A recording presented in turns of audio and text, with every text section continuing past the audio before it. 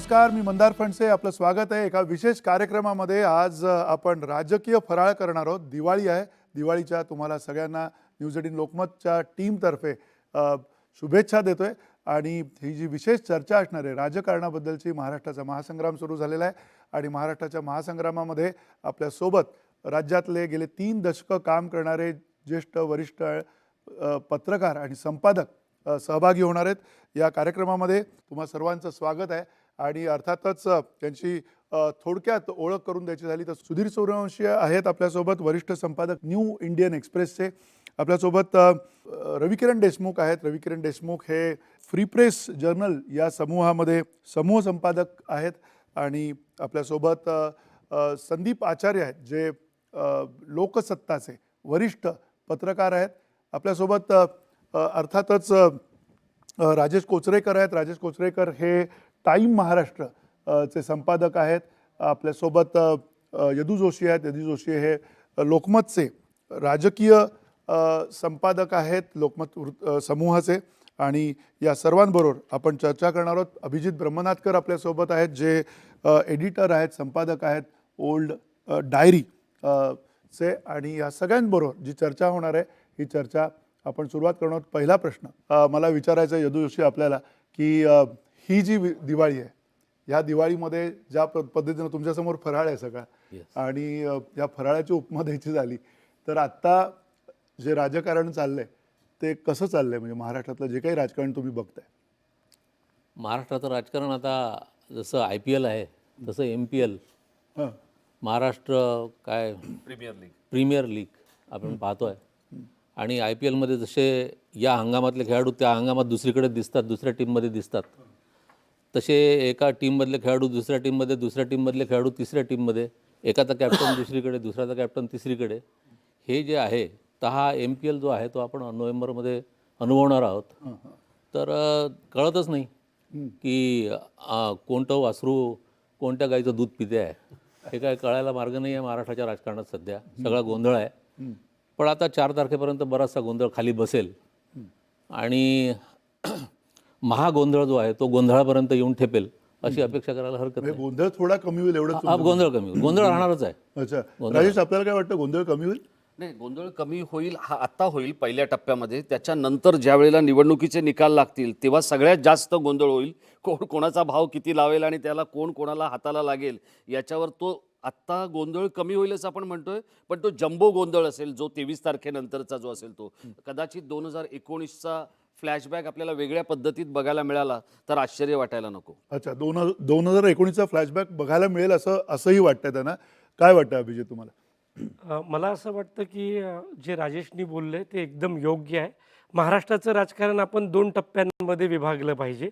निवडणुकीच्या राजकारणात काय होतं ते निकालांमध्ये प्रतिबिंबित होईल. परंतु खऱ्या अर्थानं निकाल आल्यानंतरचा जो महाराष्ट्र प्रीमियर लीग आहे, कोण कुठला खेळाडू कुठल्या संघासोबत जाईल आणि सरकार बनवेल हे आज सांगता येणार नाही. आणि त्यातला शेवटचा मुद्दा, यावेळेला कुठलाच पक्ष महाराष्ट्रामध्ये 150पेक्षा जास्त जागा लढत नाही आहे. त्यामुळे आता कुठल्या पॉकेटमध्ये कोण विजयी होईल त्यावरही बरंच अवलंबून आहे. आणि काल राज ठाकरे म्हणालेत की मनसेच्या पाठिंब्याने भाजपचं सरकार येईल. आता हे भविष्य त्यांनी वर्तवलंय कशाच्या आधारावर हे कळत नाही. तसं अनेक भविष्य आपल्याला येत्या प्रचाराच्या रणधुमाळीत आगामी 20 दिवसात दिसून येते. संदीप, तुम्हाला वाटतंय काही भविष्य उज्ज्वल आहे महाराष्ट्राचं या अशा राजकारणाच्या पार्श्वभूमीवरती? ज्या पद्धतीने पक्ष फोडले गेले, घरं फोडली गेली, आज बापाविरुद्ध मुलगी लढते, भाऊ विरुद्ध भाऊ लढतोय, काका पुतण्याला लढतायत, महाराष्ट्राच्या राजकारणाची पूर्णपणे नासाडी केली आहे. आता ही कोणी केली आहे, का केली आहे, कशी झाली आहे, सर्वश्रुत आहे, याच्यामध्ये फार वेगळ्या पद्धतीने बोलायची गरज नाही. ते दिवसेंदिवस राजकीय पातळी आणखी खाली जाणार आहे. आता तो कडेलोट कुठल्या स्थितीपर्यंत येऊन पोचतोय हे बघणं भाग आहे. याच्यात महाराष्ट्राच्या जनतेचं खरंच काय होणार आहे? जनता खरंच सुज्ञ आहे का? मतदान करताना मतदार यावेळेला खरोखर जागरूक राहणार आहे का की केवळ लाडकी बहिणीच्या नावावरती पैसे मिळतात म्हणून मतदान करणार आहे? रोजगारी, बेरोजगारी अनेक विषय आहेत, महागाईचे विषय आहेत, असंख्य विषय आहेत.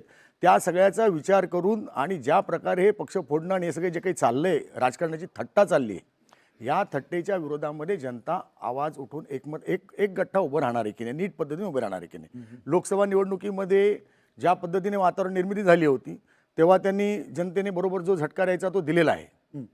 पण आता ते महाराष्ट्राच्या विधानसभेच्या निवडणुकीमध्ये ते देऊ शकतील का, खरंच तसं होईल का? आता ह्याच्यामध्ये लक्ष्मीदर्शन खूप मोठ्या प्रमाणात होणार आहे. बऱ्याच गोष्टी दिसतील आपल्याला. लक्ष्मीदर्शन हा नितीन गडकरींचा आवडता शब्द आहे खरा म्हणजे. विधिमंडळात ते वारंवार वापरायचे. त्याचा प्रभाव किती राहतोय, कशा प्रकारची एकूण गडबडी गोंधळ घातले जातील, त्याच्यावर बऱ्याच गोष्टी अवलंबून राहतील. पण एवढं नक्की मी सांगू शकतो की जनता नक्कीच वेडी नाही आहे. जनतेच्या मनामध्ये नाराजी आहे. दुसरीकडे या लोकांनी लाडक्या बहिणीसकट अनेक अनेक अनेक अनेक योजना आणलेल्या आहेत, अनेक घोषणा केलेल्या आहेत. त्याचा दूरगामी महाराष्ट्रावरती पुढच्या काळामध्ये आर्थिकदृष्ट्या काय काय परिणाम होते सगळ्याचा विचार लोक खरंच करू शकतील का? शेतकऱ्यांच्या आत्महत्या आहेत, महागाईचा विषय, बरोबर. बेरोजगारीचा विषय. हे सगळे विषय जे तुम्ही मांडताय ते एक एक घेऊन आपण करूया, कारण आपण एक दीर्घ चर्चा करणार आहोत. आणि या दीर्घ चर्चेमध्ये आपल्याला एवढाच आपला उद्देश आहे की किमान कळावं लोकांना की हे राजकारण कुठल्या अंगाने चाललंय, कुठल्या दिशेने चाललेलं आहे. आणि ते होत असताना मला पुन्हा रविकरण हाच प्रश्न आहे की काय वाटतंय आत्ताच्या ह्या सगळ्या राजकीय चित्राकडे बघितलं तर नेमकं काय वाटतंय? नाही, सुरुवात आपण गोंधळापासून केली, त्यामुळे गोंधळ हा मुद्दा घेऊया. त्याचे दोन भाग आहेत. एक म्हणजे पहिला गोंधळ असा की लोकांच्या मनामध्ये आता गोंधळ राहिलेला नाही. 2.5 वर्षात लोकांनी खूप काही बघितलंय, म्हणजे 5 वर्षात, की कोण कुठे आहे, कोण कुठे जातं, कोण काय करतं, आपली मतं घेऊन गेलेला माणूस आज कुठे आहे, आज तो काय करतोय, आज कुणाच्या वतीने येऊन आव्हान करतोय आपल्याला की मला परत एकदा संधी द्या, किंवा नवीन माणूस कुठल्या पक्षाचं बॅनर घेऊन येतोय. तर हा गोंधळ जनतेने मिटवलेला आहे. गोंधळ सध्या राजकीय पक्षांमध्ये आहे की उमेदवार कुठला कुठे काय आहे ते बघितलं आपण. आज कुणाचे उमेदवार कुठल्या पक्षात आहेत, काय, तो गोंधळ, राजकीय गोंधळ, हा पहिला टप्पा. दुसरा गोंधळ मला जो दिसतोय असा की पक्ष कुणाचा, हा जो एक निकाल न्यायालयीन पातळीवर आहे त्याच्यात एक साधारणपणे असं चित्र आलेलं आहे की निवडून आलेले लोक पक्ष ठरवणार.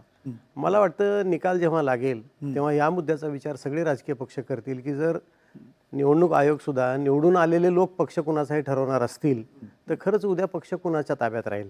म्हणजे विधिमंडळ पक्षाची स्थापना करत असताना त्याचा प्रमुख कसा नेमायचा, त्याचा प्रतोद कसा नेमायचा, भविष्यात आपल्या पक्षाला उद्या धोका निर्माण होऊ नये म्हणून का, हा जो गोंधळ आहे ना राजकीय टप्प्यावर, हा जनतेच्या मनात नाही आहे. राजकीय पक्षांमध्ये मोठा गोंधळ आहे हा, आणि त्याची चिंता मला वाटतं सर्वात जास्त त्या पक्षांना असते. अच्छा, आणि हे चित्र सुधीर खूप चिंताजनक सुद्धा आहे, कारण ज्या पद्धतीनं हा गोंधळ दिसतोय त्या गोंधळामध्ये तुम्हाला असं वाटत नाही आहे की कुठेतरी राजकीय पक्ष हे हतबल झालेत? हे तिकीट वाटपाच्या वेळेला आपल्याला कळलं की महत्त्वाचे जे काही सगळे नेते होते किंवा त्या ठिकाणचे नेते यांनी राजकीय पक्षांना सुद्धा एक प्रकारे गुडघ्यावरती आणलं होतं अनेक ठिकाणी. हा बरोबर मंदार, तू म्हणतो बरोबर आहे. आपल्याकडे खूप मोठं प्रमाणात एक केओटिक सिच्युएशन निर्माण झाली आहे महाराष्ट्रामध्ये, जी मागच्या 40 वर्षामध्ये आपण कधी बघितली नव्हती. ते पहिल्यांदा केओटिक आहे. आणि ही केओटिक सिच्युएशन बघितल्यानंतर मला प्रामुख्याने एक रशियन तत्त्ववेत्ता होता, त्याचं वाक्य आठवतं. तो तत्त्ववेत्ता असं म्हणतो की दशकामध्ये अनेक गोष्टी घडत नाही, पण काही वेळेला आठवड्यातल्या ज्या घटना घडतात ते दशकामध्ये आठवणीत राहतात. आणि महाराष्ट्राचं राजकारण ह्या त्या आठवड्याच्या टप्प्यामध्ये पोचलंय. आणि याची त्याचं इम्प्लिकेशन जे आहे ते पुढच्या 50 वर्षात किंवा पुढच्या अनेक वर्षात त्याचं महाराष्ट्राचं राजकारणाची आता घडणार आहेत. त्याचं इम्प्लिकेशन पुढच्या 50 वर्षात, जे आपल्याकडे 40 वर्ष एक स्टेबल गव्हर्नमेंट असायचं, फार तर मुख्यमंत्री चेंज व्हायचा, पण आपल्याला वर्षामध्ये 2-3 मुख्यमंत्री दिसायला लागले, वर्षामध्ये 3-4, 5-4 पार्ट्या दिसायला लागल्या. त्याच्यामुळे महाराष्ट्र एक वेगळ्या टप्प्यावरती राजकारण हे पोहोचलेलं आहे. आणि हे दिशा ठरवणार आहेत पुढच्या 50 वर्ष महाराष्ट्र हा कसा असेल. त्याच्यामुळे ही निवडणूक महाराष्ट्राच्या लोकांचे विवेकाची परीक्षा घेणारी निवडणूक असणार आहे. त्यांना कसा महाराष्ट्र पाहिजे ते ठरवतील. म्हणजे आजचं जे केओटिक सिच्युएशन चालू आहे ती पुन्हा कंटिन्यू करायची आहे, काही क्लॅरिटी द्यायची विषयाने. लोक एक सुज्ञ असतात, मला असं वाटतं, ते दिशा देतील. अच्छा, पण आताच्या परिस्थितीसाठी आपण कोणाला जबाबदार धरणार, हाही एक महत्त्वाचा प्रश्न आपण चर्चेला पाहिजे. की 5 वर्षापूर्वीपासून म्हणजे 2019 पासून आपण जे सत्तेचे प्रचंड अचाट शक्तीचे अफाट प्रयोग केले, आणि हा विरुद्ध विचारसरणीचा माणूस त्याच्या मांडीवर जाऊन बसला, तो त्याच्या मांडीवर जाऊन बसला, आणि त्याच्यानंतर पुन्हा 2-2.5 वर्षानंतर आपण पुन्हा एक वेगळे प्रयोग केले. जर वरचेच नेते असं वागत असतील आणि तत्व वगैरे सगळं गुंडाळून ठेवत असतील तर खालचे त्याच्यात तसंच करणार ना, त्याचंच अनुकरण करणार. त्याच्यामुळे हाचा जो गोंधळ आहे, या गोंधळासाठी जे लोक जबाबदार आहेत ते 2019 पासूनचे शिल्पकार जे आहेत ते सगळे जबाबदार आहेत या गोष्टीसाठी. दुसरं म्हणजे प्रत्येक भागामध्ये 2-2.5 वर्षामध्ये निवडणुका झालेल्या नाही, त्यामुळे प्रत्येकाला वाटते की मला आता काहीतरी आमदार व्हायचा आहे. कारण त्या 2-2.5 वर्षापासून तो नगराध्यक्ष नाही आहे, जिल्हा परिषद अध्यक्ष नाही आहे, महापौर नाही आहे, नगरसेवक नाही आहे. आणि गेल्या 5 वर्षात राज्यातल्या वेगवेगळ्या भागांमध्ये जे इन्फ्रास्ट्रक्चरचे प्रोजेक्ट उभे राहिले, पायाभूत सुविधा प्रकल्प उभे राहिले, त्याच्यातनं जी एक नवश्रीमंतांचा एक वर्ग निर्माण झाला आणि तो विशेषतः कंत्राटदार धार्जिणा वर्ग निर्माण झाला आणि त्यातनं जे नेते निर्माण झाले त्यांच्याकडे प्रचंड पैसा आला आणि आता तो पैसा राजकारणात आणून राजकारणातून पैशातून पुन्हा राजकारण, ही जे काही एक सुरू झालेलं आहे ते या सगळ्या दुष्टचक्राचा भाग आहे. तुमच्या आमच्यासारखा माणूस कोणी राजकारणाचा विचारच करू शकत नाही. नाही, राजकारणातून पैसा आणि पैशातून राजकारण, सत्तेतून राजकारण, सत्तेतून पैसा, हे गणित आज उघडपणे झालेलं आहे. याच्यात काही नवीन लपवण्यासारखं आता काही राहिलेलं नाही आहे. हा प्रवास 19च्या इलेक्शन नाही, 2014 नंतर हा प्रयोग सुरू झालेला आहे. 14 नंतर जसजशी सत्ता येत गेली केंद्रातनं तशी वेगवेगळ्या राज्यांमध्ये ह्या प्रकारचे खेळ केले गेले. त्यातनं ईडी, CBI अनेक सगळे प्रकार केले गेले. साधनसुविधा नावाचं वगैरे पार्टी विथ डिफरन्स वगैरेच्या गोष्टी करणाऱ्या लोकांनी कुठले सर्व डिफरन्स मिटवून टाकले. महाराष्ट्रापुरतं बोलायचं झालं तर महाराष्ट्रामध्ये ज्यांच्यावरती सर्वाधिक आरोप त्यांनी केले होते, अगदी कृपाशंकर असेल, अशोक चव्हाण असतील, जे कोणी असतील, ते सगळे ज्यांना जेलमध्ये घालू म्हणणारे लोक, त्या सगळ्यांना आज भारतीय जनता पार्टीत घेऊन पवित्र केलं गेलं. 8 दिवसापूर्वी पंतप्रधान नरेंद्र मोदींनी आरोप केला होता 70,000 कोटींच्या घोटाळ्याचा आणि 8च दिवसानंतर अजित पवार उपमुख्यमंत्री बनणार. हे राजकारण आपण घेऊन कुठे चाललोय? आता आज तर अजित पवार स्वतःहूनच सांगतायत की RR पाटलांनी माझ्या याच्यावरती सही केली होती चौकशीवरती. म्हणजे RR पाटीलला जाऊन बरेच वर्ष झाली. म्हणजे मूळ मुद्दा असा आहे की ज्या बैलगाडीवर पुरावे घेऊन गेले होते की ज्या काही गोष्टी होत्या, आता सगळं हे म्हणाल्याप्रमाणे, यदू म्हणाल्याप्रमाणे कंत्राटदार राज आहे. कंत्राटदार मोठमोठी कॉन्ट्रॅक्ट्स दिली जात आहेत, मोठमोठे इन्फ्रास्ट्रक्चरचे प्रोजेक्ट केले जात आहेत. त्यातनं येणारा हा अफाट पैसा आणि या सगळ्यावरती एक सत्तेचा अंकुश. आणि आता कोणतेही विधिनिषेध कोणताच राजकीय पक्ष ठेवायला तयार दिसत नाही आहे. कोणाची कोणाबरोबर युती आणि कोणत्याही थराला जाऊन कोणी कोणाविरुद्ध आरोप करतोय. हा म्हणाल त्याप्रमाणे जनतेने आता विवेकाने मतदान करायला पाहिजे. हे नॅरेटिव्हचे खेळ सुरू झाले ते सोयीनुसार आहे. पर्याय अवेलेबल जे पर्याय त्यालाच मतदान करायचं आहे तुम्हाला. पर्याय काय? विवेकाने मतदान करायचं म्हणजे कोणाला मतदान करायचं हे स्पष्ट केलं तुम्ही तर बरं होईल. म्हणे त्यातल्या त्याप्रमाणे जो चांगला असेल काय त्याचं काय निकष आहे? त्याला मतदान करायला पाहिजे. राजेश काय आणि उमेदवारी अर्ज भरून झालेला आहे, त्यामुळे आता काही स्कोप नाही आहे म्हणजे अण्णा हजारेंनी वगैरे उभं राहण्याचा वगैरे काही. मतदार चांगला म्हणजे कोण? मला अयोध्येला घेऊन जाणारा, शिर्डीला घेऊन जाणारा चांगला, की मला धर्मवीर फुकट दाखवणारा चांगला, मला लाडकी बहीण म्हणून माझ्या बहिणीला किंवा बायकोला किंवा आईला दर महिन्याला 1,500 रुपये देणारा चांगला? मुळात चांगल्याची डेफिनेशन आता आपल्याला ठरवायला हवी आहे. अनेक ठिकाणी असं आहे की आम्हाला तुमचे 1,500 रुपये नको, रस्त्यातले खड्डे बुजवा असं सांगणारा एक समूह आपल्याकडे आहे. पण त्याचा आवाज ऐकला जाणार आहे का? हा सगळ्यात महत्त्वाचा भाग आहे. आत्ता जी काही घिसाडघाई राजकारणात झालेली आहे ते मी कसा निवडून येईन या एकाच गोष्टी. मुंबईमध्ये एक दहीहंडी लावणारा माणूस आमदार होऊ शकतो, बरोबर. कळलं की नाही? अशी जर या महाराष्ट्राची आणि राजकारणाची परिस्थिती झाली तर मग वैचारिक, सामाजिक आणि पुरोगामित्व वगैरे शब्द फक्त पुस्तकात राहतील अशी परिस्थिती आहे. आता तुम्ही काहीही करा पण निवडून या. म्हणजे पोलीस स्टेशनमध्ये फायरिंग करणारा माणूस जेलमध्ये जातो आणि त्याची बायको निवडणुकीला उभी राहते. अशी जर परिस्थिती असेल तर फक्त इलेक्ट्रोल मेरिट ते तुम्ही कशाही पद्धतीत निवडून या. आणि जसं यदुभाऊ म्हणाले, IPLचा एक सगळ्यात महत्वाचा फॉर्मॅट काय आहे की तुम्ही काही करा पण तुम्ही सिक्सर आणि बाउंड्रीज बोलली पाहिजे. त्याच्या पलीकडची भाषा आम्हाला काही कळत नाही. आणि दुसरं, या खेळाला शिस्त नाहीये. म्हणजे क्रिकेट थोडं मला बरं कळत असल्यामुळे ऑफस्टम्पचा बॉल तुम्ही लेगला नाही खेळायचा, तो तिथेच खेळायचा. सध्या महाराष्ट्राच्या राजकारणात असं काही राहिलेलं नाहीये. म्हणजे अगदी शुअर शॉट समजला जाणारा यॉर्कर हा तुम्हाला विकेट काढून देईल, पण असं काही समजण्याचं कारण नाहीये. तो सिक्सरही जाऊ शकतो. इतकी विचित्र परिस्थिती. आणि सगळ्यात महत्वाचं, IPLने बदनाम कशाला केलं तर खेळाडूंच्या आर्थिक क्षमतेला. म्हणजे ज्याची तालीम शील्ड आणि पुरुषोत्तम खेळायची लायकी नाहीये त्याला 2-2 कोटी रुपये मिळायला लागले.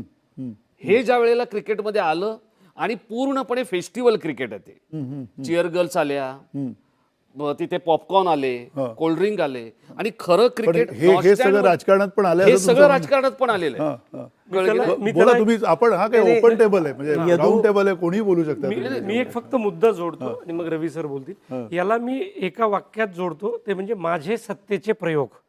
हे मागच्या 5 वर्षात आपण महाराष्ट्रात पाहिला. उद्धव ठाकरेचा सत्तेचा प्रयोग वेगळा होता, एकनाथ शिंदेचा सत्तेचा प्रयोग वेगळा होता. आता 2024ला कोण प्रयोग घेऊन येतो त्याच्यावर महाराष्ट्राला पण हा सत्तेचा प्रयोग आहे की सट्ट्याचा प्रयोग आहे हे कळण्याची अशी वेळ आलेली आहे. नाही. आणखी मंदार, म्हणजे त्याच्यावर रवी किरण सर अधिक जास्त चांगलं बोलतील की या निवडणुकीनंतर 23 ते 25 बघा IPL आहे ना, तिथेच आपण थांबायचं. याचं कारणच आहे त्यातले जे स्टार प्लेयर्स आहेत ना ते खूप महत्वाचे असतात, त्यांची बोली मोठी लागते आणि ते टीम मध्ये आले की टीमचं प्रोफाईल वाढतं. 23 तारखेनंतर असे जे स्टार प्लेयर आहेत ना, या 23 ते 25 स्टार प्लेअरवर महाराष्ट्राच्या 288 लोकांची IPL ही अवलंबून असेल. एक हा स्टार प्लेअरचा मुद्दा आहे. ह्या ज्या आपल्या मागे पण जे चित्र आहेत ते सगळे स्टार प्लेयर्स आहेत त्यातले आणि काही तर म्हणजे कॅप्टन्स आहेत त्यातले. सुधीर, काय वाटतंय की म्हणजे एक एक नेत्याच्या वरती आपण खरं तर मला चर्चा करायची आहे, कारण प्रत्येक नेत्याचं सुद्धा एक प्रकारे भवितव्य, भविष्य आणि त्यांच्या पुढच्या पिढीचं भविष्य अशा अनेक गोष्टी ह्या सगळ्या राजकारणामध्ये समोर दिसत आहेत. आपण अगदी अजितदादांपासून सुरुवात केली तर काय वाटतं अजितदादांचं जे राजकारण गेल्या काही काळामध्ये त्यांनी जी त्यांची इमेज बदलायचा केलेला प्रयत्न जो आहे तो त्याला सुद्धा जर का झालर द्यायची झाली तर ती IPLची दिली जाऊ शकतो? तो इंटरेस्टिंग प्रश्न विचारला ॲक्च्युली अजितदादा. ते खूप महत्त्वाचं पात्र आहे आजच्या इलेक्शनमध्ये. आपण जर बघितलं अजितदादा पिंक कलर त्यांनी जॅकेट वापरणं किंवा सर्व त्यांचं कॅम्पेन पिंक केलेलं आहे.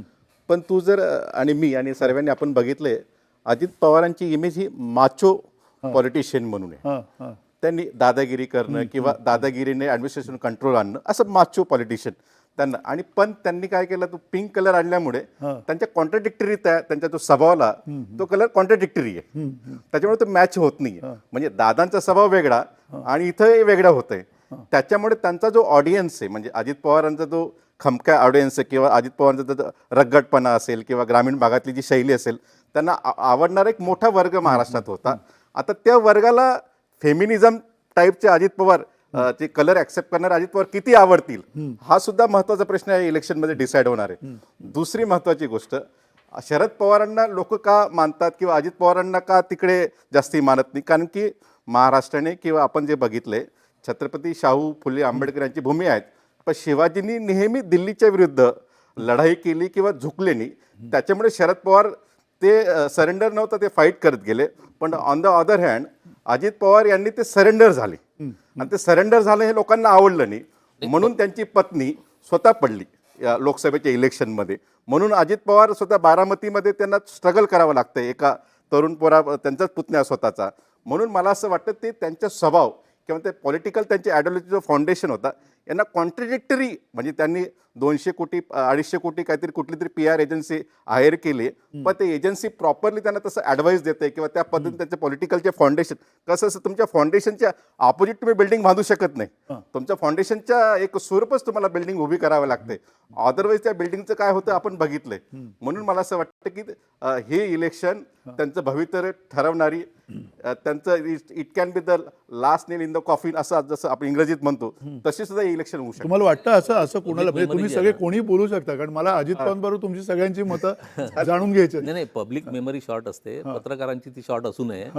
शरद पवार देखील राष्ट्रवादीचा जन्म राष्ट्रवादीला दिला त्यांनी आणि नंतरच्या लगेचच्या निवडणुकीत ते काँग्रेसबरोबर सोनिया गांधींच्या विदेशीचा मुद्दा उपस्थित करून काँग्रेसपासून वेगळे झाले आणि त्यानंतर लगेच सत्तेमध्ये त्यांच्यासोबत बसले.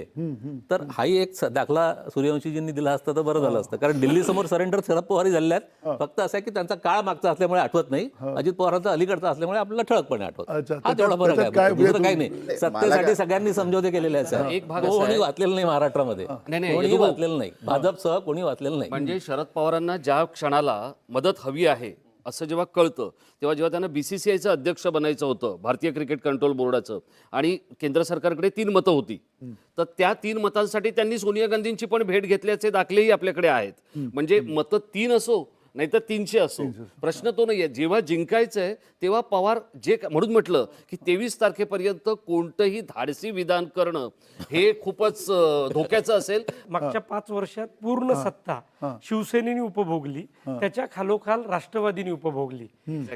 3.5 पावणे 4 वर्ष ते सत्तेत होते आणि सर्वात मलाईदार खाते त्यांच्याकडे होतं, अर्थ खातेही त्यांच्याकडे होतं. दोन्ही ठिकाणी उपमुख्यमंत्री पवार अजित पवारच होते आणि सर्वात जास्त कामं बारामतीतच झाले. त्यामुळं माझं असं मत आहे, अजित पवार आणि शरद पवार वेगळे करून चालणार नाही. भलेही महाराष्ट्राच्या राजकारणाला आता ते वेगवेगळे दिसत असले तरीही 2024चा जेव्हा निकाल येईल 23 तारखेच्या संध्याकाळी दोघं पुन्हा एकत्र झाले तर आश्चर्य वाटायला नको, अशी परिस्थिती आहे. काय वाटतं म्हणजे अजित पवारांच्या राजकारणाबद्दल संदीप? नाही, मला ते काही तसं वाटत नाही. शरद पवारांच्या राजकारणाचा विचार करताना तुम्ही जेव्हा घर फोडलेलं होतं, थेट बारामतीमध्ये येऊन पवारांचा मुलीचा पराभव करण्याचा एकदा नाही दोनदा प्रयत्न केला आणि हे ठरवून केलं. मग एकीकडे हीच भाजप राज ठाकरेच्या मुलासाठी समर्थन द्यायला बघते नेत्याच्या मुलाकरता, आणि त्याच भाजपने पवारांच्या कन्येला पाडण्यासाठी आकाश पाताळ एक केलं, त्याच्याकरता घर पण फोडलं. बरोबर आहे, अगदी अजित पवारच्या पत्नींना उभं केलं, सगळे खेळ करून झालेले. आता ह्या परिस्थितीमध्ये पवार भाजपशी किंवा कोणाशी पॅचअप करतील, काहीतरी चमत्कार करतील, अजित पवार आणि हे एकत्र येतील, ही शक्यता मला तरी आत्ता वाटत नाही या क्षणाला. पवारांचं एकूण राजकीय बाज, असं म्हणतात पवार हे अनप्रिडिक्टेबल आहे, हे जरी असलं तरी अस्तित्वाचा जेव्हा घाला येतो, अस्तित्वावर जेव्हा घाला घालण्याचा प्रयत्न होतो, त्यावेळेला माणूस कॉम्प्रोमाइज नाही करणार, अशी मला तरी आत्ता ती शक्यता दिसत नाही. अजितदादांचं जे राजकारण आताचं आहे, अजितदादा आणि यांनी जसं म्हटलं की कुठेतरी कदाचित तो जे रूळ आहेत ते एकमेकांना येऊन मिळतील असंही वाटतं. असं वाटतं रविकिरण मला नाही तुम्हाला? वाटत. त्यांच्यामध्ये जो कडवटपणा आलेला आहे आता सध्या, तो फारच तीव्र स्वरूपाचा आहे. जी भाषा वापरली जाते त्यावरनं मला तरी शक्यता कमी वाटते.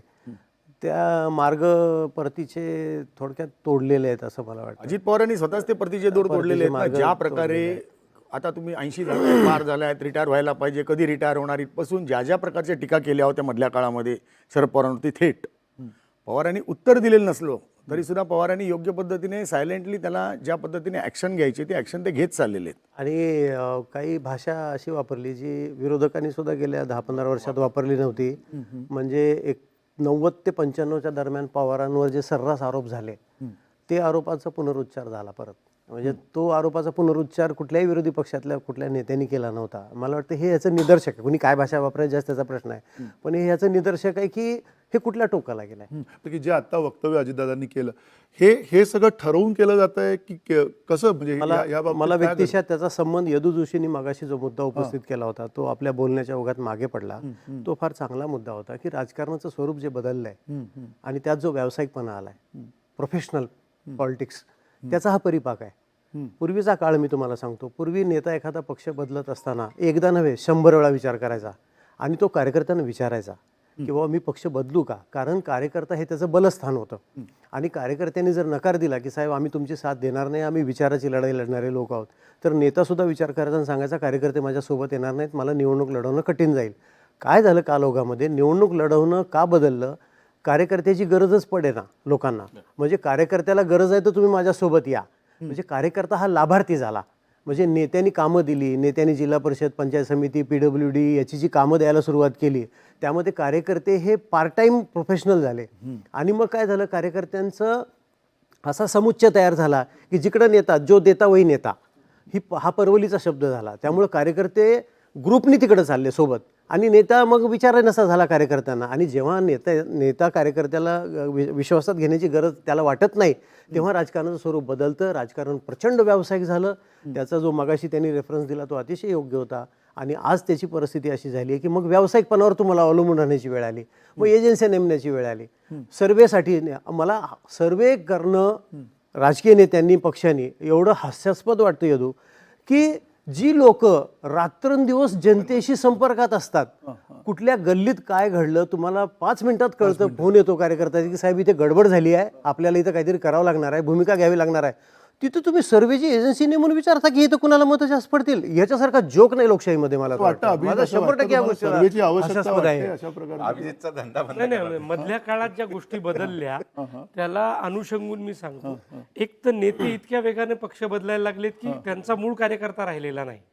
दुसरी महत्वाची गोष्ट झाली आहे ती म्हणजे मागच्या 5 वर्षात महाराष्ट्रात जी परिस्थिती बदलली आहे, नेता, कार्यकर्ता आणि मतदार सगळे संभ्रमात आहेत. ही महाराष्ट्राची परिस्थिती. आणि दुसरं, नेत्यांमध्ये आणि मतदारांमध्ये अंतर आलेलं आहे. भलेही नेता मोबाईलवर बोलत असेल, परंतु तो भेटतो का, काच खाली करून तो संवाद साधतो का, असं राहिलेलं नाही आहे. आणि काही अर्थी एक 10, 12, 15 वर्षापूर्वी ती गोष्ट बरोबर होती की नेत्यांचा थेट संपर्क असायचा, त्यांना माहिती असायचं. आता नवीन पिढीत माहीतच नसतं.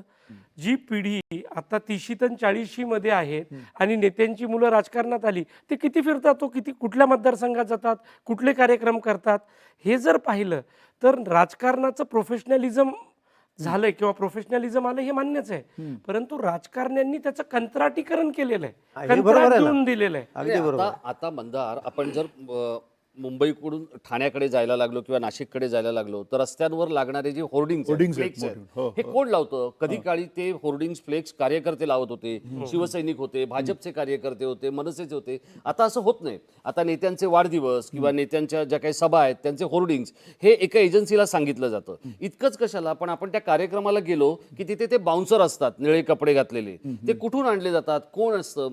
बरं, आज प्रत्येक नेता कार्यक्रम करतो तो हा म्हणजे अगदी शिवसेना असेल, मनसे असेल किंवा काय, या सगळ्यांचे कार्यक्रम एका धाटणीचे झालेले आहेत. म्हणजे मग त्याच पद्धतीचा स्टेज, तोच काळा कपडा. त्याला एकच शब्द इव्हेंट मॅनेजमेंट झालं. नाही म्हणजे आणि सगळंच इव्हेंट आहे ना हे नेत्यांनी आत्ता एजन्स्यांच्या हाती दिलेलं आहे. तुम्हाला गंमत सांगतो, काही ज्या लोकसभेच्या निवडणुका झाल्या तेव्हा एका खूप मोठ्या IPS अधिकाऱ्यांनी एक मला मेसेज पाठवला की आणि मग ते किती जागा जिंकतील.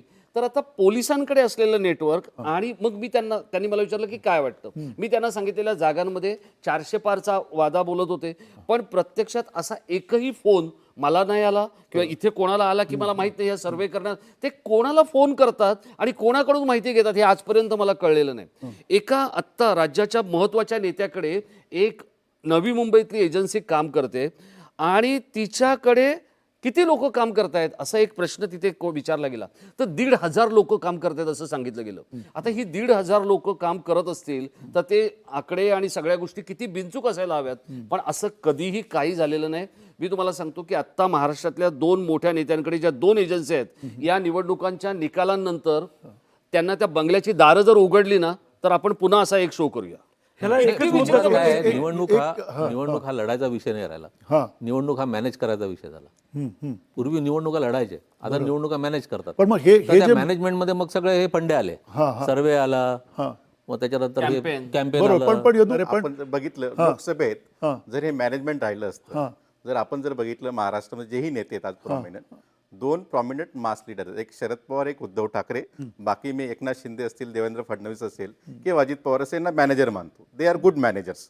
पण जेव्हा लोकसभेची निवडणूक झाली, हे जर खरंच गुड मॅनेजर आहेत किंवा ते मानतात स्वतःला तर मग लोकसभेची निवडणुकीमध्ये का त्यात कमी नंबर आला, दुसरीकडे का जास्ती नंबर म्हणजे आला? That is the first question. Yadu त्या अर्थी पैशाचं जे प्राबल्य आहे ते लोकांच्यासाठी तेवढं काही महत्वाचं राहिलं नाही असा त्याचा अर्थ काढायचा. लोक त्यांना जे करायचं ते करून बसणार आहेत. पैसा तुम्ही होता न होता काही करा, त्याचा काही परिणाम होत नाही. लोकसभा निवडणुकीचा जो सुधीरने उल्लेख केला, लोकसभा निवडणुकीमध्ये 100 मुद्दे महायुतीच्या अंगावर येऊन आदळले आणि त्याच्यामुळे महायुती माघारली असं मला वाटतं. एक मुद्दा नव्हता की याच्यामुळे, एक असा मुद्दा नाही सांगता येणार की याच्यामुळेच हारले. ही चर्चा आपण सुरू ठेवणार आहोत. ही चर्चा राजकीय फराळ करताना अतिशय महत्त्वाची अशी चर्चा पुढे जाते आणि या चर्चेमध्ये आणखीन काही महत्त्वाचे मुद्दे आपण घेऊन येणार आहोत. एका छोटांचं राजकीय फराळ अतिशय चविष्ट होताना दिसतोय आणि हा राजकीय फराळ जो आपण करतोय महाराष्ट्राच्या महासंग्रामाच्या पार्श्वभूमीवर, निवडणुकांच्या पार्श्वभूमीवरती ज्येष्ठ पत्रकार, वरिष्ठ पत्रकार आणि संपादक आपल्या सोबत आहेत आणि ही चर्चा आपण अशीच सुरू ठेवूयात. महत्त्वाच्या राजकीय नेत्यांची ही चर्चा सुरू आहे. त्यातला आणखीन एक महत्त्वाचा प्रश्न आहे आणि जे मला विचारायचं आहे ते असं आहे, येणाऱ्या काळातलं देवेंद्र फडणवीस यांचं राजकारण कसं वाटतं? त्यांची बॉडी लँग्वेज जर का आपण बघितली आधीच्या टप्प्यातली, म्हणजे गेल्या 10 दिवसाच्या आधीची त्यांची बॉडी लँग्वेज जी होती ती आणि त्याच्यानंतरची आताची बॉडी लँग्वेज, हरियाणाचा खास करून विजय झाल्यानंतर भाजपचं जे केडर एक प्रकारे पुनरुज्जीवित झालं, तर त्यानंतरचा त्यांचा जो चेहरा आहे तो, तुम्हाला काय त्याच्यामध्ये असं वाटतं की देवेंद्र फडणवीस यांचं राजकारण गेल्या काही काळातलं कसं बघताय तुम्ही? त्याचं नेमकं तुमचं विश्लेषण काय? देवेंद्र फडणवीस यांचं राजकारण मी 30-32 वर्षापासून पाहतो आणि मला असं वाटतं की या विधानसभा निवडणुकीच्या निकालानंतर ते बाउन्स बॅक करतील. त्यांचं एक वैशिष्ट्य असं आहे की ते सर्व परिस्थितीचा अचूक अंदाज घेतात आणि पुढे जातात. त्यांची स्वतःची म्हणून एक पक्षाची एक वेगळी रणनीती असते, पण त्यांची स्वतःची पण एक रणनीती नेहमी राहिलेली आहे. मग ते कॉर्पोरेटर असल्यापासून, महापौर असल्यापासून, आमदार असो की प्रदेशाध्यक्ष असतो भाजपचे, त्यांची एक स्वतःची रणनीती राहिली आहे. त्यानुसार ते बरोबर पक्षालाही वळवतात आणि स्वतःची रणनीती राबवून घेतात. आत्ता ते केंद्रामध्ये जाणार असं जे लोकसभा निवडणुकीनंतर एक चर्चा होती मोठ्या प्रमाणात की ते भाजपचे अध्यक्ष म्हणून जातील किंवा ते केंद्रामध्ये मंत्री म्हणून जातील. या दोन्ही शक्यता पक्षाच्या नेतृत्वाने फेटाळून लावल्या आणि त्यांना महाराष्ट्रातच ठेवलेलं आहे. याच्यातनं क्लिअर मेसेज असा आहे की महाराष्ट्राच्या राजकारणामध्ये निकालानंतर जे काही होईल त्यात फडणवीस यांची जी भूमिका ठरेल त्याच्यामध्ये जर फडणवीस यांना राज्यातच ठेवणं पक्ष नेतृत्वाला योग्य वाटलं तर ते महाराष्ट्रात राहतील, नाही तर ते दिल्लीत जातील. आपल्याला काय वाटतं राजेश, फडणवीस किंवा कोणी म्हणजे तुमच्या मला आता जर आपण पाहिलं तर भाजपचा सगळ्यात राज्यातला मोठा करिश्मॅटिक नेता म्हणून फडणवीस आहेत. पण त्यांच्यावर एक जो दोषारोप आहे की महाराष्ट्राचं राजकारण गेल्या 10 वर्षात प्रदूषित आणि कलुषित करण्याचं, हा तर या आरोपापासून आपल्याला आता स्वतःला स्वच्छता मोहीम करून घेण्यासाठी ही निवडणूक त्यांच्यासाठी खूप महत्त्वाची असणार आहे असं मला वाटतं. कारण ज्या पद्धतीत आरक्षणाचा मुद्दा त्यांच्यावर आणून थोपला गेला, काही निर्णय एकट्या देवेंद्र फडणवीसांनी नाही घेतलाय हो, संपूर्ण सरकार आणि मंत्रिमंडळ आणि किंवा सगळ्यांचा केंद्र तो सरकार पण निर्णय त्याच्यामध्ये असतो. हा, तर त्यामुळे देवेंद्र फडणवीस हे दुर्लक्षित करून भाजपला काही करता येणार नाही. मग त्यांनी जर असं ठरवलं की नाही देवेंद्र के अलावा दुसरा कुछ बोल दो, तर काही होऊ शकत नाही अशी परिस्थिती आहे. याचं कारणच आहे की आत्ता त्या माणसाने जितकं काम केलेलं आहे, एकही त्यांचा नेता दुसरा, मग बावनकुळे असो, तावडे असो, शेलार असो, या प्रत्येकाला एका विशिष्ट पद्धतीच्या मर्यादा आहेत ज्या की देवेंद्र फडणवीसांना नाही आहेत. हा, हे खरं आहे की देवेंद्र फडणवीसांना गेल्या काही काळामध्ये त्यांच्या वेगळ्या वेगळ्या अडचणी असतील, नेत्याच्या अडचणी आपल्याला माहीत नसतात, त्यांच्या काही अडचणी असतील, त्यामुळे त्यांनी स्वतःला जे अलूफ ठेवलं ते त्यांच्या खूपच अंगलट आलंय असं मला वाटतं. तिथून त्यांचा संपर्क तुटला, त्यांच्याकडे येणारा इन्फॉर्मेशन किंवा माहितीचा स्रोत खंडित झाला आणि त्याचा परिणाम त्यांच्या यशावर झाला असं मला वाटतं. पण आत्ता ते स्वतः कामाला लागलेले आहेत, कारण अगदी कोल्हेंची बंडखोरी मिटवण्यासाठी ते थेट अमित शहापर्यंत त्यांना घेऊन गेले. हा एक वेगळा संकेत देणारी गोष्ट आहे. आजही आत्ता त्यांनी जर बंडखोरी शमवली तर देवेंद्र फडणवीस विल रॉक. अच्छा, तुम्हाला असं वाटतं अभिजित की मंदार, मला असं वाटतं 23 नोव्हेंबर 2024 ही फार महत्वाची तारीख आहे देवेंद्र फडणवीस यांच्या राजकारणाच्या दृष्टीनं. 24 ऑक्टोबर 2019ला हातात आलेली सत्ता त्यांच्या नकळत निघून गेली आणि 5 वर्ष त्यांना वाट पाहावं लागलं. तर त्यांनी संयमाने वाट पाहिली, खूप उतार चढाव आले, सरकारमध्ये त्यांना विरोधी पक्षनेते, उपमुख्यमंत्री अशा वेगवेगळ्या भूमिकांमध्ये बसावं लागलं, तरी त्यांनी ते स्वीकारलं. एकदा का निकाल आले आणि पुन्हा महायुतीची सत्ता आली तर त्याचं श्रेय हे एकनाथ शिंदेबरोबर देवेंद्र फडणवीसांना निश्चित जाईल. त्यामुळे 23 नोव्हेंबरला जो काही निकाल येईल तो त्यांच्यासाठी महत्त्वाचा आहे आणि त्यांची जी भूमिका आहे ते ठरवणार दिल्लीतले पक्षश्रेष्ठी. ते राज्यात राहणार का केंद्रात जाणार हे मला वाटतं 23 नोव्हेंबरलाच होईल. परंतु महाराष्ट्राचं राजकारण देवेंद्र फडणवीसांशिवाय पूर्ण होणार नाही हे निश्चित. संदीप काय वाटतं, कारण कदाचित विचार वेगळे असू शकतात, वेगवेगळ्या पद्धतीचे दृष्टिकोन असू शकतात, खास करून पत्रकारांमध्ये, पण देवेंद्र फडणवीस यांचं राजकारण गेल्या ज्या काही 12-15 वर्षात आपण बघितलं, तुम्हाला असं वाटतं की ते राजकारण हे त्या अर्थाने महाराष्ट्राला पुढे घेऊन जाणार आहे? त्यांनी ज्या पद्धतीनं दावे आत्तापर्यंत केलेले आहेत, म्हणजे त्यांची कार्यशैली एकीकडे आणि त्यांच्या कार्यकाळामध्ये सुरू झालेले जे काही सगळे प्रकल्प होते, हे सगळं पाहता तुम्हाला त्यांच्या एकूण राजकारणाबद्दल काय वाटतं? नाही, देवेंद्र फडणवीस हे निश्चितच एक विजनरी नेते आहेत, अभ्यासू नेते आहेत, यात काही वाद नाही आहे. परंतु महाराष्ट्राच्या राजकारणामध्ये नंतरच्या कालखंडात दुसऱ्या टप्प्यामध्ये ज्या प्रकारे पक्ष फोडले गेले, ज्या प्रकारची राजनीती केली गेली, ज्या प्रकारे चुकीच्या लोकांना घेतलं गेलं, या सगळ्यामध्ये किती नाही म्हटलं, जसं देवेंद्र फडणवीस भाजपचे महाराष्ट्रातले सर्वात प्रमुख मोठे नेते आहेत, अध्यक्ष होते, मुख्यमंत्री होते, उपमुख्यमंत्री होते. सो त्यांची भूमिका तेवढीच महत्त्वाची राहणार आहे. सो याची जबाबदारी त्यांना स्वीकारावीच लागणार आहे. त्याच्यामुळे त्यांच्याविषयी उलटसुलट मतप्रवाह आता खूप प्रमाणात तयार झालेले आहेत. आता त्याचे इम्पॅक्ट, आता त्यात परत मराठा आंदोलनाचा एक विषय, जरांगे पाटील सातत्याने त्यांच्यावरती अटॅक करतायत. बाकीचाही अनेक वर्ग, पक्षांतर्गत वर्गही खूप नाराज आहे, कारण मूळ भाजपच्या लोकांना सातत्याने डावललं जाते. आता बघा, गोपाळ शेट्टीसारख्या माणसाला सुद्धा तिकडे डावललं गेलं, की अनेकांना डावललं गेलं, बाहेरच्या लोकांना सातत्याने उमेदवारी दिली जाते, पक्षात महत्त्वाची पदं दिली जात आहेत. मग ह्या सगळ्याचा करता करता सूत्रधार कोण आहे?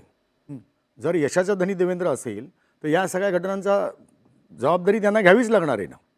आज पक्षांतर्गत सुद्धा मोठ्या प्रमाणामध्ये नाराजी देवेंद्र फडणवीसांविषयी आहे का? तो आहे. पण त्यांच्या हातात आज ताकद असल्यामुळे कोणी उघडपणे ती नाराजी व्यक्त करताना दिसत नाहीये. जर भारतीय जनता पार्टीला अपयश आलं या निवडणुकीमध्ये, 102, 103, 105 ज्या काही जागा त्यांच्या आहेत, तिथून जर ते 60-70 वरती येऊन थांबले तर मग तुम्हाला खरं चित्र, पक्षांतर्गत जी काही नाराजी असेल किंवा ओव्हरऑल सगळी जी काही नाराजी असेल ती दिसेल. त्यातनं पुढे मग देवेंद्र फडणवीसांची पुढची राजकीय वाटचाल चालेल. नाही, मला असं वाटतं की फडणवीस 2014 ते 19 मुख्यमंत्री होते, नंतर ते विरोधी पक्षनेते झाले, उपमुख्यमंत्री झाले, मग अर्धे उपमुख्यमंत्री झाले.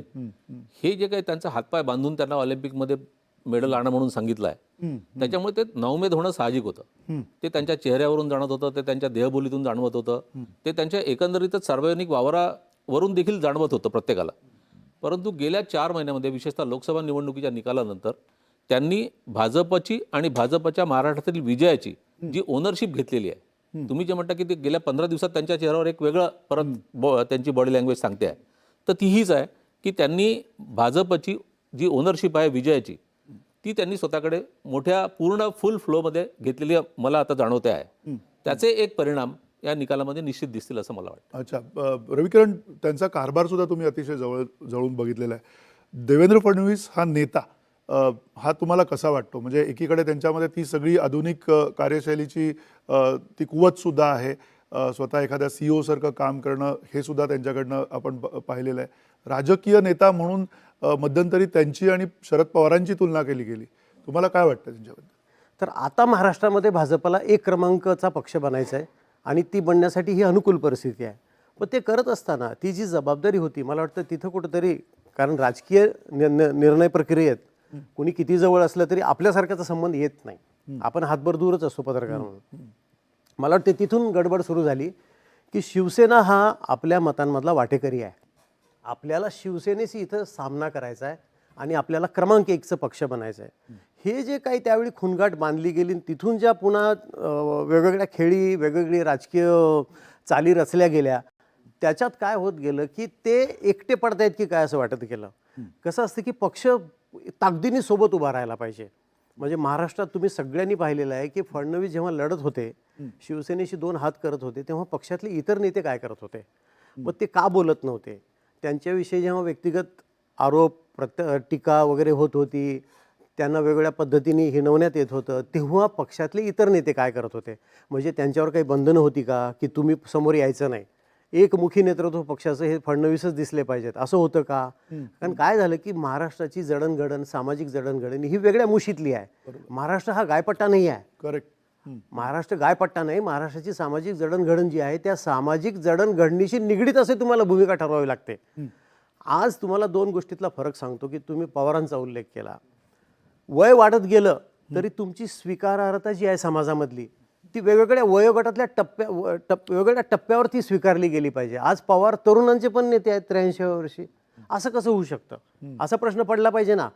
मग ते करण्यासाठी त्या नेत्याला काय करावं लागतं? तर पक्षाने तेवढी ताकद त्या नेत्याच्या मागे लावली पाहिजे. त्याच्यासाठी राज्य पातळीवरची संघटना सुद्धा पाहिजे. केवळ दिल्लीतनं शक्ती मिळून चालत नाही. पण राज्यातली नेती मंडळी जर दूर गेली किंवा त्यांना दूर केलं गेलं का, हा एक वेगळा चर्चेचा मुद्दा आहे.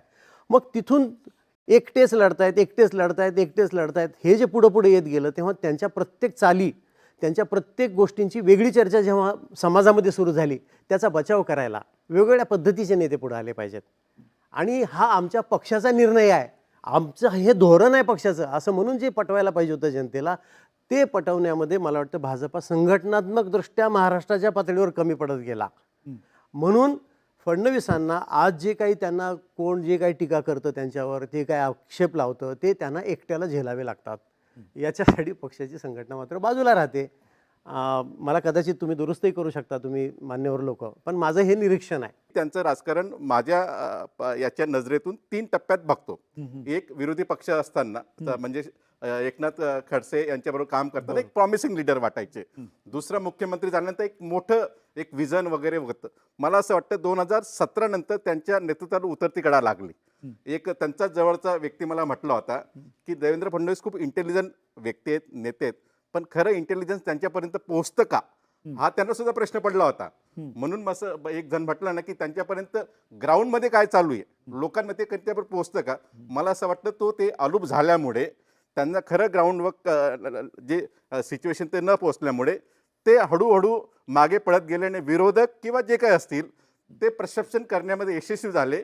आणि देवेंद्र फडणवीस भारतीय जनता पार्टीची एक जमीची बाजू पण आहे, एक निगेटिव्ह बाजू पण आहे. म्हणजे त्यांचं कसं एक कॅस्ट इंटू सिच्युएशन, म्हणजे धरलं तर चावतं, सोडलं तर पडतं, असं नेतृत्व भाजपसाठी झालेलं आहे. त्यातला सुधीरने जो मुद्दा मांडला ना, तो थोडासा मला एकच मिनिट तो पुढे घेऊन जायचा. असा देवेंद्र फडणवीसांची गल्लत कुठे झाली, जर मला एक निरीक्षक म्हणून जर वाटतं, तर ते त्यांनी स्वतःची टीम किंवा टीम देवेंद्र बनवण्याचा जो त्यांचा प्रयत्न होता ना, त्यातले सगळे लोक हे बहुतांश मिडीवॉकर होते. देवेंद्र फडणवीसांची उंची आणि त्यांनी आणलेली लोक हे जर तुम्ही पाहिले तर त्यांच्या उंचीमध्ये तफावत आहे. आणि त्यामुळे त्या सगळ्या खुज्या लोकांमध्ये देवेंद्र फडणवीस हे नेहमी उंच वाटत आले आणि त्या उंच वाटण्यावर देवेंद्रजींचं स्वतःचं प्रेम जडलं किंवा त्या खुज्या लोकांनी त्यांच्यावर प्रेम केलं की हा नेता उंच आहे. त्याच्या समोर जर आपण पवारांचं जर एक गोष्ट पाहिली तर आज पवार मुंबई क्रिकेट असोसिएशनमध्ये कुठेही नाही आहेत. पण जर तिकडे हे आपलं क्रिकेटवरून सुरू झालं म्हणून मी तुम्हाला त्याच्याशी जोडतोय, नाहीतर लोक गैरसमज करून घेतील.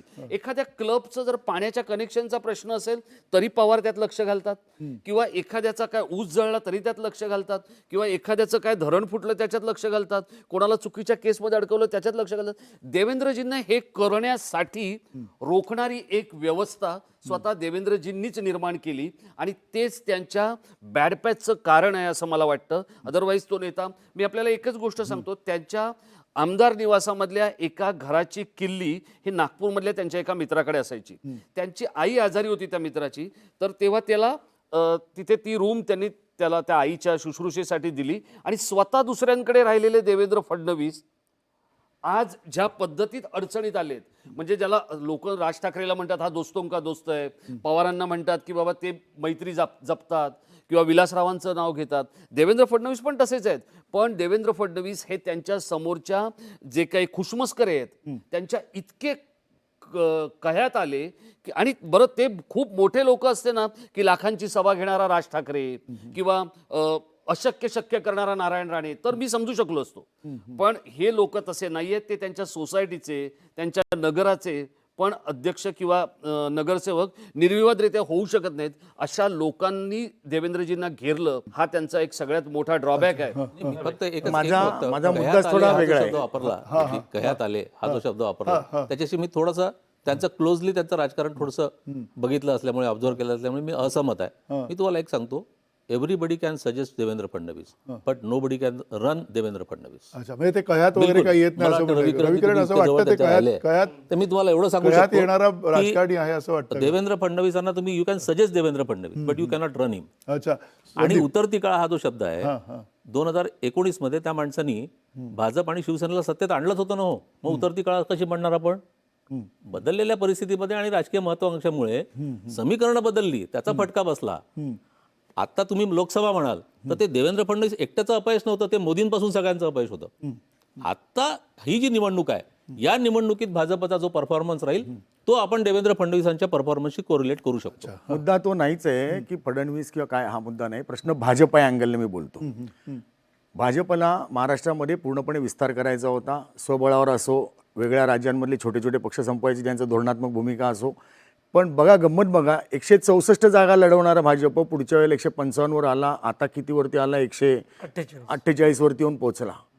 आता म्हणजे पक्ष आक्रसत पण चाललाय. त्यांच्या चॉईसचे उमेदवार आहेत ना नाही, पुढे नाही, पुढे. एक मिनिट, एक मिनिट. भाजपच्या चॉईसचे उमेदवार काँग्रेस दुसऱ्या 100 वर पक्षांमध्ये आहेत. काँग्रेस सोडून द्या ना. काँग्रेसला तुम्ही काँग्रेस सोडायची. काँग्रेस मुक्त भारत हा तुमचा अजेंडा आहे ना. भाजपच्या चॉईसचे किती भाजपचा.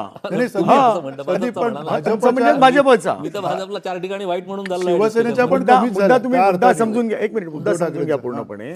मुद्दा असा होता की भाजपला स्वबळावर यायची इच्छा असताना कारण नव्हतं शिवसेना फोडायची. शिवसेना फोडून एक फोडली, ती पुरेशी पडत नाही म्हणून राष्ट्रवादी फोडली. आता या सगळ्यांना कडेवर घेऊन स्वतःच्या जागा कमी करून घ्यायला लागत आहेत. त्यातनं भाजपच्या अंतर्गत नाराजी आणि बंडाळी उभी राहिलेली आहे. ती आत्तापर्यंत तरी कुठेतरी एक थांबवण्यात यश आलेलं आहे या लोकांना, तो मुद्दा नाही येते. पण ती नाराजी खटखट आहेच आहे. मुळामध्ये कसं झालं आहे की मी आधी एवढा होतो, त्याचा आता मी एवढा झालो, आता आणखी एवढा झालो आहे. आणि मी हे सगळं लक्षात आल्यामुळे मधल्या काळामध्ये मी नाही म्हणत, अमित शहानी सांगितलं की नाही अगली बार स्वबळावरती. कोणी सांगितलं? अमित शहानी सांगितलं. नाही, इथे येऊन पक्षांतर्गत जी नाराजी आहे, पक्ष आक्रसत चालला आहे वाढायच्या ऐवजी, हे बघून अमित शहानी शेवटी सांगितलं ना की आता ही खेळ आहे, युती शेवटची आहे, पुढच्या वेळेला स्वबळावर लढू. का सांगायची वेळ आली त्यांना? हे बरोबर आहे. हा मुद्दा आणि घेऊन हे पुन्हा- हे जे काही सगळी रचना करत गेले, हे काही जी काही चाणक्यगिरी झाली, हे सगळ्यात ही ज्यांनी केली त्यांच्याच आज अंगाशी येते हे सगळं प्रकरण. एक महत्त्वाचा मुद्दा म्हणजे आपण देवेंद्र फडणवीस यांचा एक प्रकारे सगळा तो प्रोफाईल बघितलं, पण शरद पवार हे सुद्धा प्रोफाईल तितकंच महत्त्वाचं आहे या सगळ्या निवडणुकींमध्ये. पण ते बघत असताना त्याच्याबरोबर आणखीन एक महत्त्वाचा, यदू थेट प्रश्न विचारतो, कुठलाही म्हणजे आपण सगळे पत्रकार आहोत, थेट प्रश्न विचारतो. ब्राह्मण असणं हा एक प्रकारे देवेंद्र फडणवीस यांना तोटा झाला असं म्हणायचं, त्यांचं एक व्यक्तिमत्व म्हणून आणि जात म्हणून जर आपण वेगवेगळे बघायचं झालं व्यक्तिमत्व म्हणून हा एक मुद्दा, आणि त्याच्यात पवारांची भूमिका आणि त्याच्यात जरांगे पाटील यांचं आंदोलन, आरक्षणाचा आगडोंब उसळला आणि त्याची सुद्धा सगळीकडे एक प्रकारे खिचडी झालेली आहे किंवा चिवडा झालेला आहे आजच्या या सगळ्या म्हणजे दिवाळीच्या वातावरणात, जर का आपण उपमा म्हणायची झाली तर. काय वाटतं? नाही, आता अनेक लोक असं म्हणतात की फडणवीसांचं नाव पूर्ण जर देवेंद्र फडणवीस पाटील असं असतं तर ते महाराष्ट्राचे मुख्यमंत्री बराच काळ राहिले असते. पण ते पाटील नाहीत किंवा फक्त फडणवीस आहेत म्हणून त्यांना फटका बसतो, अशी चर्चा नेहमीच होत आलेली आहे आणि ही त्यांनी स्वतः पण सांगितलेलं आहे अनेक व्यासपीठांवर. तर मला असं वाटतं की फडणवीसांचं जे राजकारण पश्चिम नागपूरपासून किंवा दक्षिण पश्चिम नागपूरपासून सुरू झालं तर त्याच्यामध्ये ते नेहमीच थोडं विदर्भाचं राजकारण हे मराठा समाजाशी जास्त रिलेट होत नाही, ते कुणबी किंवा बहुजन समाजाशी जास्त रिलेट होते. आणि त्यांचं पहिल्यापासूनच बहुजन आणि ब्राह्मण त्यांच्या कॉन्स्टिट्युन्सीचं हे कॉम्बिनेशन होतं, ते त्यांनी अचूक ओळखलं आणि त्या दृष्टीने त्यांनी विधानसभेतल्या पहिल्या दिवसाच्या त्यांच्या परफॉर्मन्सपासून क्रीमी लेअरची मर्यादा वाढवण्यापासून सगळे विषय ओबीसी संदर्भात सुरू केले आणि त्यांना एक ओबीसी लाईन त्यांनी घेतली. आणि त्यांचे पॉलिटिक्समधले गुरु पुढे जे झाले गोपीनाथ मुंडे, ते पण एक ओबीसी मोठे नेते होते, त्यांच्या प्रभावाखाली ते अनेक वर्ष राहिले. तर त्याच्यामुळे त्यांनी त्या पद्धतीचं राजकारण केलं. विदर्भातल्या नेत्याला पश्चिम महाराष्ट्रातल्या राजकारणामध्ये ॲक्सेप्टन्स जो आहे तो लवकर मिळत नाही, ही वस्तुस्थिती आहे. अनेक नेत्यांच्या बाबतीमध्ये हा अनुभव आलेला आहे. तर आणि पश्चिम महाराष्ट्राचं राजकारण, मराठवाड्याचं राजकारण हे मराठा डॉमिनेटेड राजकारण आहे आणि त्याच्यामध्ये त्यांना तो ॲक्सेप्टन्स मिळू शकला नाही. मुख्यमंत्री असताना त्यांनी तो प्रयत्न जाणीवपूर्वक केला, निश्चितपणे केला, परंतु गेल्या 2-3 वर्षामध्ये जे मराठा समाजाचं आंदोलन उभं राहिलं आणि त्या आंदोलनातनं त्यांची जी एक अशी प्रतिमा तयार झाली, मग त्याच्याकरता जालन्याची जी लाठीमाराची घटना असो किंवा आणखीन काही घटना असोत किंवा जरांगे पाटलांची विधानं असोत, तर हा सगळा रोख जो आहे तो रोष आणि रोख हा फडणवीसांवर आला आणि त्यातनं त्यांच्या जाती ते ब्राह्मण असल्याच्या ज्या मर्यादा आहेत त्या अधिक अधोरेखित झाल्या, हे निश्चित आहे. परंतु त्यांचं स्वतःचा दृष्टिकोन हा जातीपाती पलीकडे पाहून नेतृत्व करण्याचा, समाजाकडे बघण्याचा नियमित राहिलेला आहे. मला असं वाटतं की मूल्यांकन जे आहे त्यांच्या बाबतीमधलं ते कधी कधी अन्याय करणारं जरी असलं तरी त्यांची प्रतिमा ही अशी का झाली याचं त्यांनी देखील आत्मचिंतन करण्याची आवश्यकता. नक्की. अर्थातच ही सगळी मतमतांतर आहेत या सगळ्या ज्येष्ठ आणि वरिष्ठ पत्रकारांची. या मतमतांतरांच्या बरोबरीनं एक महत्त्वाचा मुद्दा हाच समोर येतो या चर्चेनंतर की अतिशय अटीतटीची अशी लढाई असणार आहे, अतिशय अटीतटीचा हा सामना असणार आहे. महाराष्ट्राचा महासंग्राम सुरू होतोय. दिवाळी झाल्या सभा आणि प्रचारसभा ह्या सुरू असतील. प्रत्येकाच्या विधानसभा क्षेत्रामध्ये या प्रचारसभा सुरू असतील. मोठमोठे नेते तुम्हाला येऊन त्यांची बाजू सांगणार असतील. पण हे सगळं करत असताना आपल्याला मतदान करायचं आहे, मोठ्या संख्येने मतदान करायचं आहे, हे आपल्याला विसरता कामा नये. आणि महाराष्ट्राची नवीन विधानसभा कशी असेल त्याचं चित्र आपल्यासमोर हा ठेवण्याचा एक छोटा प्रयत्न होता राजकीय फराळ चर्चेच्या निमित्ताने. इथेच थांबतो. धन्यवाद. नमस्कार.